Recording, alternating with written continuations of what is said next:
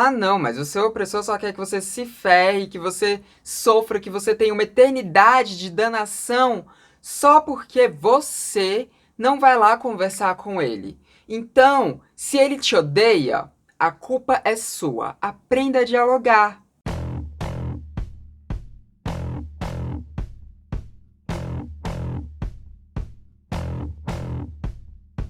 Oi, gente, tudo bom? Então, hoje a gente vai aqui falar sobre religião. Pois é, passou a Sexta-feira Santa e aí, né, eu achei que era o momento da gente falar sobre religião. Já passou a Quaresma, né? Então acho que tá liberado. Apesar de que eu falei mal de religiosos durante a Quaresma. Ah, eu sou ateia, eu posso fazer o que eu quiser. Mas enfim, a gente vai aqui falar sobre esse tópico que é muito sensível à comunidade LGBTQIA+, e sobre o quanto que as pessoas falam que nós, pessoas LGBTQIA+, deveríamos dialogar mais com religiosos, a gente deveria dialogar mais com as pessoas que são cristãs. A gente deveria estar disputando as igrejas. Não só pessoas LGBTQIA+, mas falam isso da esquerda, né, toda. Então, vamos conversar sobre isso, sobre essa culpabilização de nós, LGBTs, da opressão que nós sofremos. Ah, mas antes que você venha aqui brigar comigo, gente, eu não tô falando de todo religioso, tá? Não tô falando que todo religioso é LGBTfóbico, que todo religioso é de extrema direita, que todo religioso é um conservador que tá a um pé do fascismo, e nem vou estar falando que todo religioso seja fascista, tá? Não são todos religiosos, nem todo religioso. Então, se o que eu falar aqui não se enquadra na forma como você que está me assistindo vive a sua fé, então não tem por que você se doer, tá bom? Não tem por que você se doer, porque eu não estarei falando, obviamente, de todos religiosos. Até porque, gente, eu tenho até amigos que são religiosos, olha só, né? Então não estarei falando de todos. Mas se por um acaso as coisas que eu falar aqui doerem em você, se você se sentir pessoalmente atacado pelas coisas que eu tô falando aqui, bom, aí talvez você esteja se identificando com o tipo de religioso do qual eu estou criticando nesse vídeo. Aí é uma coisa, ó, pra você levar pra terapia, tá bom? Mas se ainda assim você quiser me xingar nos comentários, fica à vontade. Xingamento também engaja. Mas vamos lá ao que interessa, né? O assunto em questão. Já tem um tempo, muito tempo, que a gente ouve as pessoas falando que nós, enquanto esquerda, e também enquanto LGBTQIA+, não só LGBTQIA+, de esquerda, né? Mas que a gente deveria disputar as igrejas, que a gente deveria conversar com religiosos, que a gente deveria estar mais aberta ao diálogo em vez de só fazer chacota dos neopentecostais, em vez de só endossar essa guerra com os evangélicos, principalmente os evangélicos, né? Católicos também, mas principalmente os evangélicos. Então, muita gente fala que nós deveríamos dialogar com essas pessoas e que se essas pessoas estão caindo na fascistização, se essas pessoas estão elegendo Bolsonaros, se essas pessoas estão aplaudindo Nicolas Ferreira, se essas pessoas religiosas estão achando que o discurso fascista é o discurso que mais cabe elas, é porque nós, enquanto pessoas LGBTQIA+, não estamos sabendo conversar com essas pessoas. E também falam que a culpa disso é porque pessoas de esquerda, né, são pessoas que, enfim, não dialogam com essas pessoas religiosas, principalmente pessoas evangélicas. E dizem muito que nós deveríamos estar disputando esses lugares, que a gente deveria estar disputando igrejas. Eu discordo completamente disso. E esse vídeo eu vou estar construindo esse argumento. Se você achar que eu tô errado, tudo bem. Você não precisa concordar comigo em tudo, tá bom? Mas vamos lá falar por que que eu acho que esse tipo de argumentação é completamente errada e por que esse tipo de argumentação só serve para culpabilizar aquelas pessoas que são historicamente perseguidas por religiosos. Porque as pessoas falam como se esse fosse um fenômeno novo, né? Como se agora os religiosos tivessem decidido apoiar Bolsonaros da vida. Gente, religião sempre foi assim. As religiões cristãs, elas sempre estiveram pautadas na perseguição de grupos minoritários, na perseguição de pessoas que eram excluídas da sociedade, da perseguição de inimigos políticos que estavam, de certa forma, ameaçando o monopólio cristão. A religião sempre foi pautada em perseguir as pessoas. Quando você pega a Bíblia e vai ler o Novo Testamento, você está vendo a história de alguém que estava sendo perseguido pelos religiosos da época, e que inclusive foi morto pelos religiosos da época, que não eram cristãos, né? Porque o Novo Testamento enfim, a religião vigente ali naquele período era principalmente o judaísmo, né? E Jesus Cristo foi morto pelos judeus. Então, você vê isso naquele livro. É isso que mostra que a religião vigente daquela época era uma religião totalmente persecutória com pessoas que divergiam daquela religião. E que o próprio Jesus Cristo foi perseguido e morto por religiosos. E aí, quando você vê isso, você imagina que a religião que vai ser fundada a partir desse Jesus Cristo, né, que é o catolicismo, seria uma religião que não iria perseguir minorias. Seria uma religião que seria, né, mais abrangente e que iria seguir mais ali o que Jesus falava e tudo mais. Não foi isso que aconteceu. Porque a religião é um projeto político. Religião não tem a ver apenas com uma fé das pessoas. A religião em si, ela usa a fé das pessoas, ela instrumentaliza a fé das pessoas para poder moldar um discurso político. Tanto que, né, a Igreja Católica tem um país inteiro lá para eles, um país do tamanho de um ovo, sim, mas ainda assim tem um país inteiro para eles, e o líder religioso católico ele é um chefe de Estado, né, que é o Papa. Então, toda a construção da Igreja Católica foi em cima de uma construção política, uma construção política que foi pautada em muita perseguição. A gente está falando de coisas como a Santa Inquisição, que era nada mais, nada menos do que um exército de cristãos perseguindo as pessoas e matando quem eles achavam que deveria morrer, né? Uma caça a pessoas que tinham um pensamento um pouco diferente ali do que a igreja pregava, e a igreja acusava de bruxaria, de paganismo e tudo mais, e perseguia. E a igreja católica mesmo, ela também, né, foi pautada em destruir diversas religiões que eram tidas como pagãs para poder surrupiar esses feriados e também para poder criar um monopólio religioso ali por onde ela passava. E isso foi a Santa Inquisição. Então, desde sempre, desde o início do cristianismo, o cristianismo é uma religião que pauta perseguição. Mesmo as religiões que vieram depois, né, protestantismo, com Martim Lutero, que depois foi se ramificando em um monte de igreja evangélica que a gente tem pelo mundo, elas também foram pautadas em exclusão, elas também foram pautadas em perseguição de grupos. Porque quando você tem um negócio que é pautado em dizer que um grupo seleto de pessoas vai para a graça, vai para a glória, vai subir aos céus e vai ter ali toda uma vida eterna de glória, enquanto aqueles que não acreditam, aqueles que foram errados, aqueles que tiveram uma vida que não agradava a essa figura onipresente, onipotente chamada Deus, a gente já tem um negócio ali que é pautado na exclusão, um negócio que é pautado na perseguição, um negócio que é pautado em você querer obrigar as outras pessoas a seguirem a sua religião, porque se você ama aquela pessoa, você vai querer que aquela pessoa seja da sua religião, porque só a sua religião vai ser salva. Então aquela pessoa precisa estar ali. Ela precisa estar na sua fé, ela precisa acreditar no que você acredita, para que depois ela possa subir aos céus com você. Então, toda a construção de religião, principalmente religião cristã, ela é pautada nisso, ela é pautada em um grupo seleto que vai ser salvo e outro que ou vai deixar de existir ou vai para o inferno sofrer uma danação eterna, né? Hoje em dia tem vários cristãos que acreditam, né, que todo mundo vai subir aos céus e tudo, mas a Igreja Católica em si, o que está ali naquele livro, né, que é a Bíblia, fala de inferno, sim. Então lá fala que uma boa parte das pessoas vai para o fogo.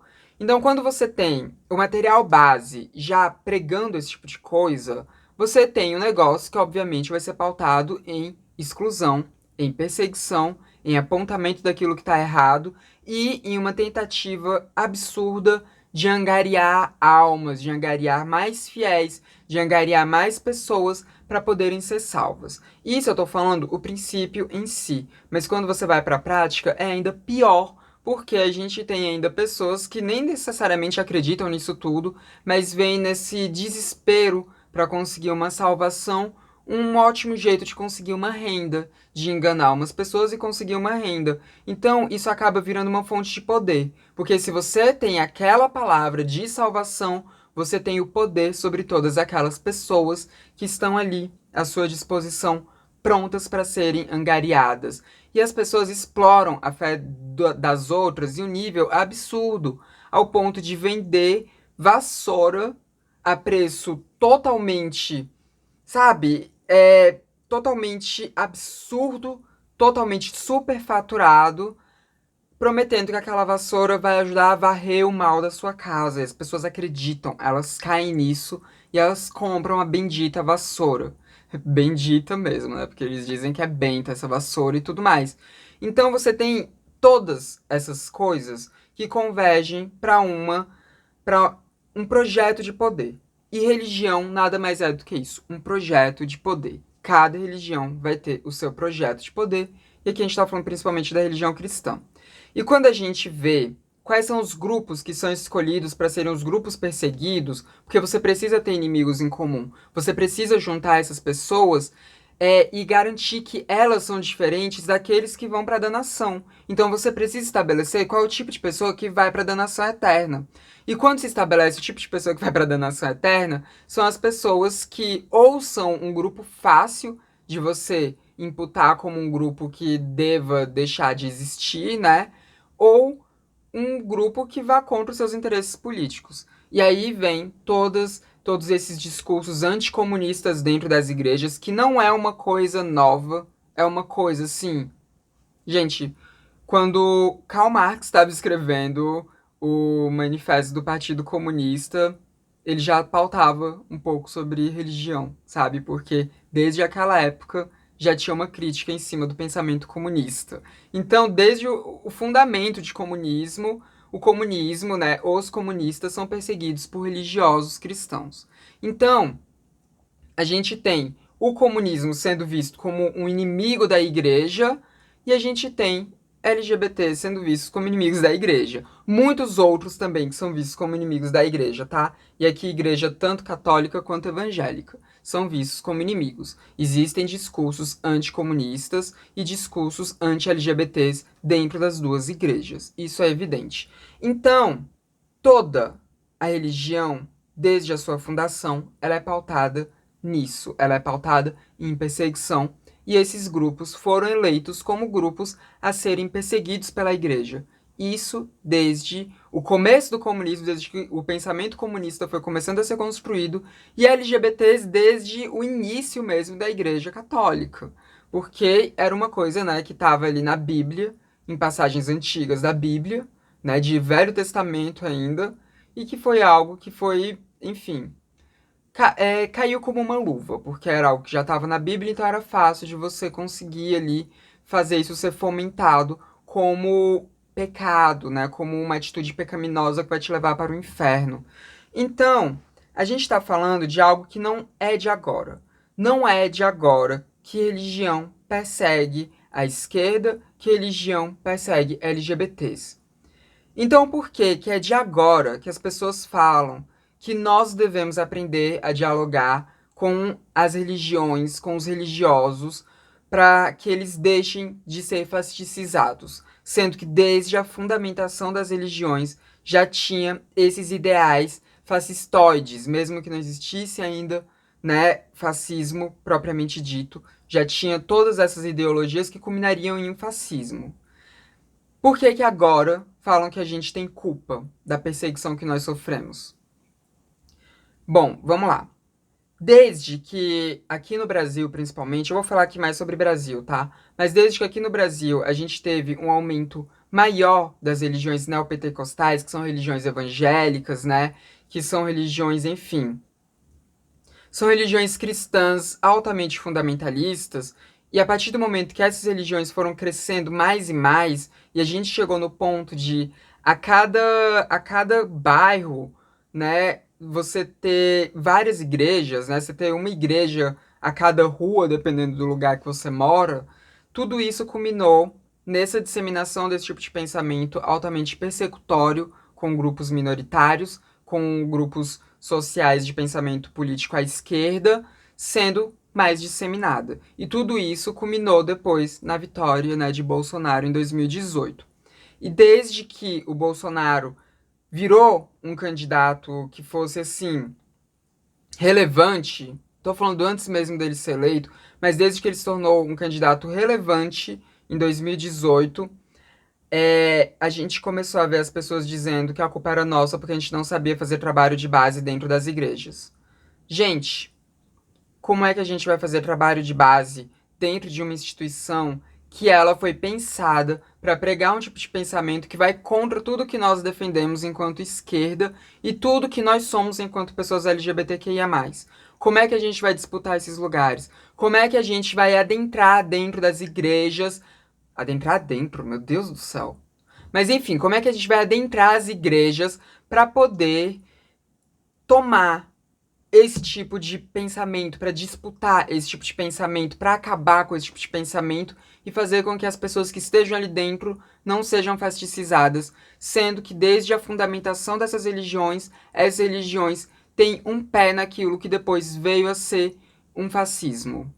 Como é que a gente vai disputar com isso? E principalmente, como é que querem que nós nos sujeitamos a entrar em espaços que são altamente danosos para nós, principalmente psicologicamente danosos para nós, para que a gente possa trazer essas pessoas para o nosso lado? Como é que querem que nós disputamos com mentiras, com falsas promessas, com manipulações descaradas, que é o que pastores costumam fazer? Como é que querem que a gente dispute essas pessoas que estão já acostumadas com esse tipo de discurso vindo desses pastores? Como é que querem que a gente faça isso?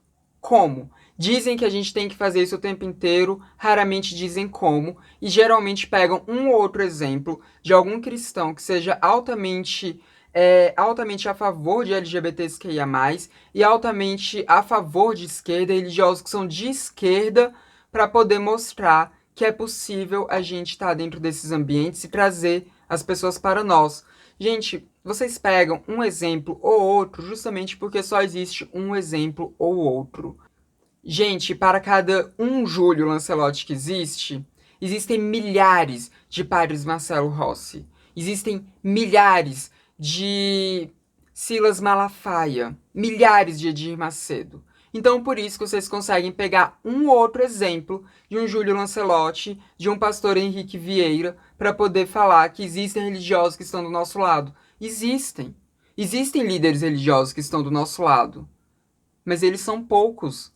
Como é que a gente vai disputar com os outros que são maioria absoluta? Como é que a gente vai disputar? Vocês querem que a gente entre dentro de cultos, que a gente se infiltre dentro de cultos e que a gente se submeta a todo tipo de abusos psicológicos dentro desses cultos para poder conseguir uma ou outra pessoa? Isso não faz o menor sentido. Isso é colocar nós, pessoas LGBTQIA+, e pessoas de esquerda, em posições totalmente desfavoráveis para poder disputar pessoas que provavelmente não vão cair do nosso lado. Provavelmente não vão. E aí tem muitos argumentos que falam, né, sobre a maioria das pessoas evangélicas no Brasil serem mulheres negras e sobre como que não tem como a gente ver mulheres negras como nossas inimigas. E não, a gente não vê mulheres negras como nossas inimigas. Eu particularmente não vejo as mulheres negras como nossas inimigas. Eu vejo os líderes religiosos como nossos inimigos.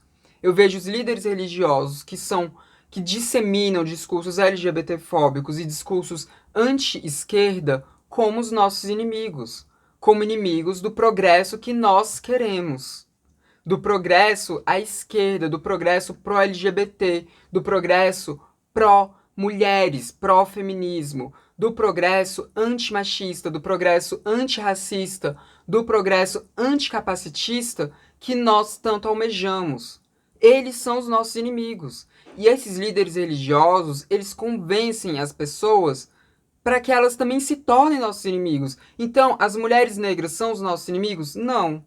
Mas se a gente vai falando de uma mulher negra evangélica, que no caso seja também homofóbica, lesbofóbica, transfóbica, bifóbica, anticomunista, anti-direitos reprodutivos das mulheres, anti-direitos de pessoas com deficiência, anti tudo aquilo que a gente está lutando, essa pessoa ela vai sim ser minha inimiga.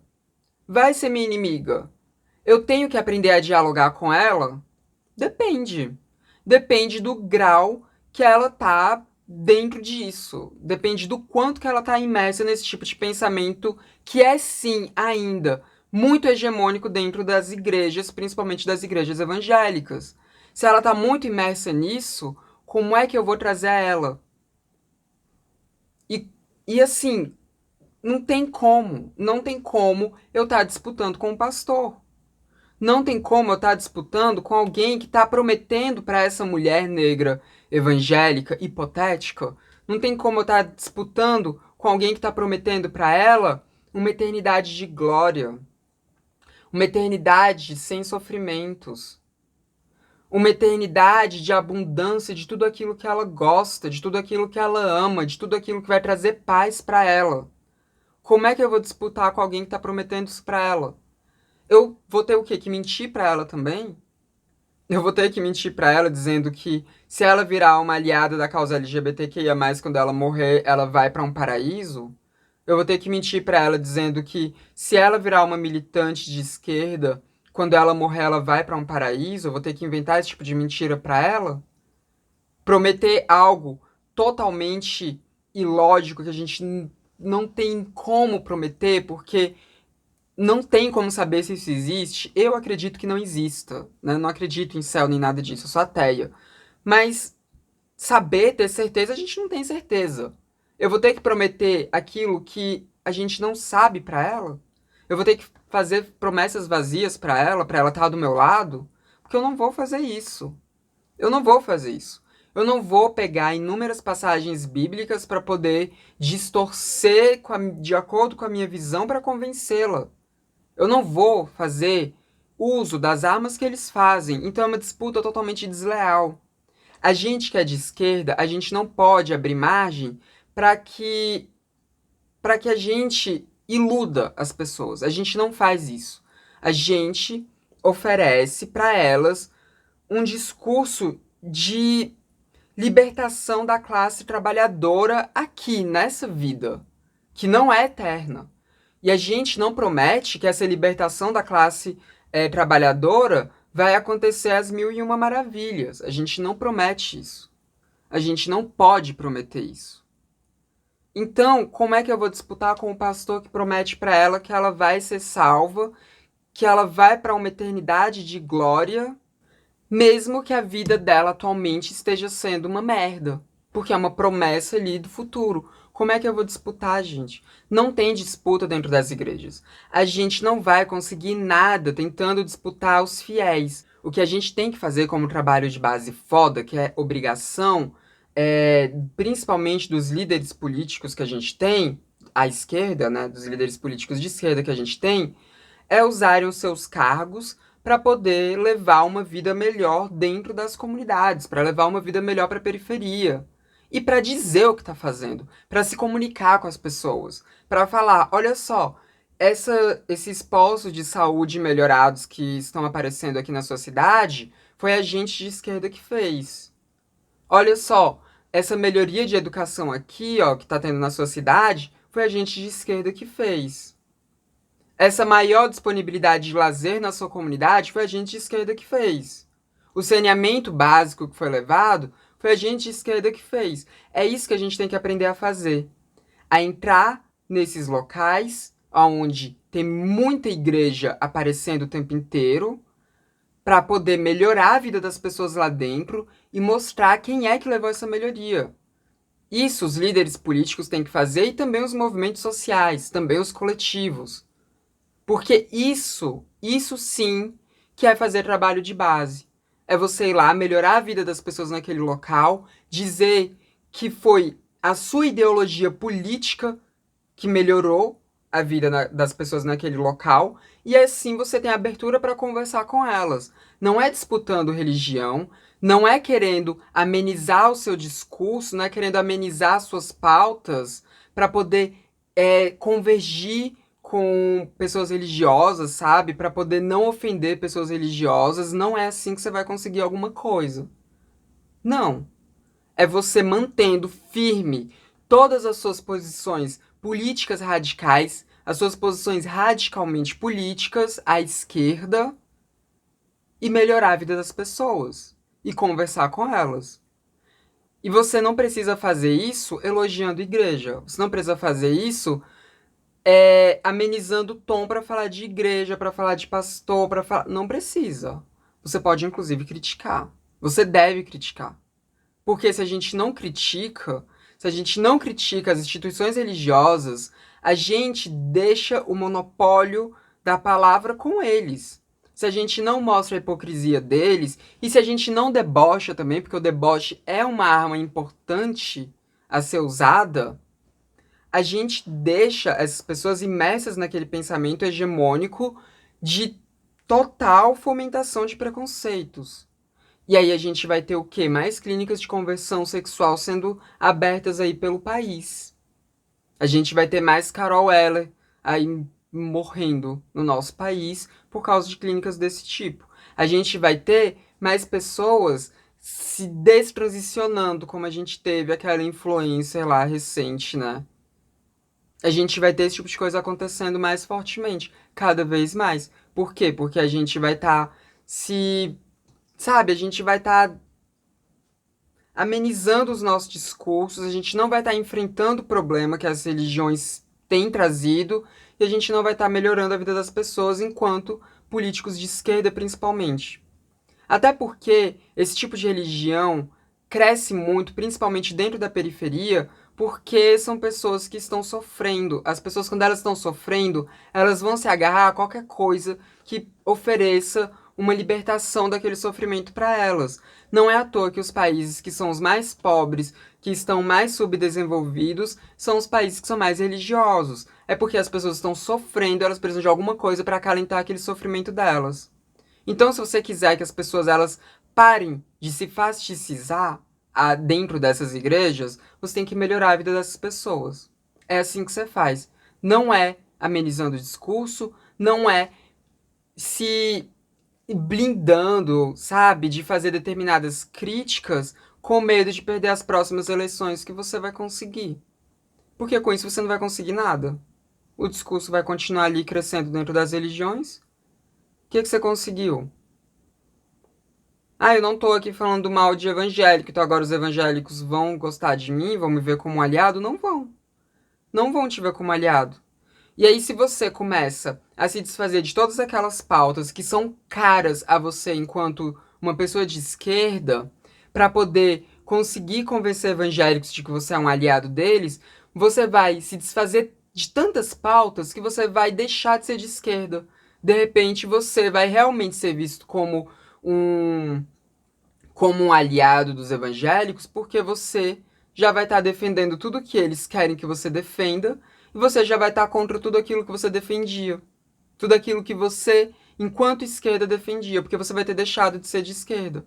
Um ótimo exemplo disso é o Marcelo Freixo. O Freixo, ele era um político de esquerda filiado ao PSOL. Ele tinha um discurso totalmente voltado para a descriminalização de drogas, um discurso totalmente favorável a direitos reprodutivos das mulheres e de pessoas que têm útero de modo geral e tudo mais. E de repente ele saiu do PSOL e ele foi amenizando o discurso dele. Agora ele já não é mais contra a descriminalização de drogas e tudo, né? Tudo pra quê? Pra conseguir eleitorado. Ele tá fazendo o quê? Ele tá deixando de ser de esquerda. E assim, obviamente, que vai conseguir ser eleito. Mas você vai ser eleito deixando de ser de esquerda. Você vai ser eleito deixando tudo aquilo que te construía, sabe? Tudo aquilo, todos aqueles ideais que você acredita, você vai ter que largar todos eles para agradar um determinado tipo de eleitor. E quando você é LGBTQIA+, eles só vão te aceitar como igual, eles só vão te ver como uma pessoa igual a eles quando você não for mais LGBT.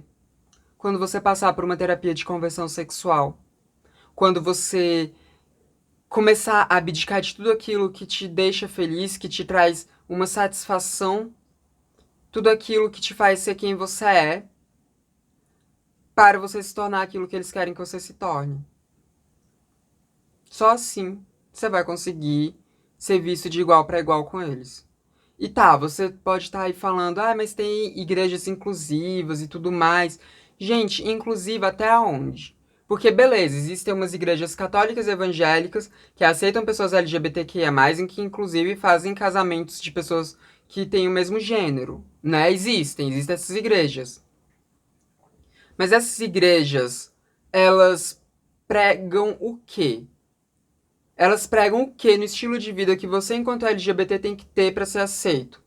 Elas pregam que você tem o quê? Que construir a família base ali, que você tem que ser assimilado ao padrão de vida heteronormativa.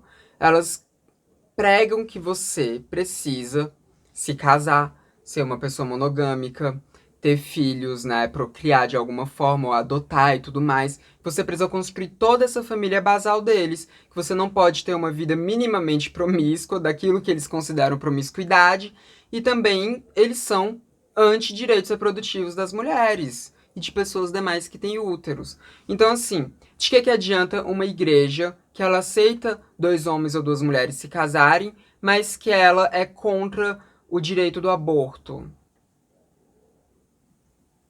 Mas que ela prega um moralismo absurdo sobre como que os gays e as lésbicas e as pessoas bissexuais e trans têm que viver suas vidas.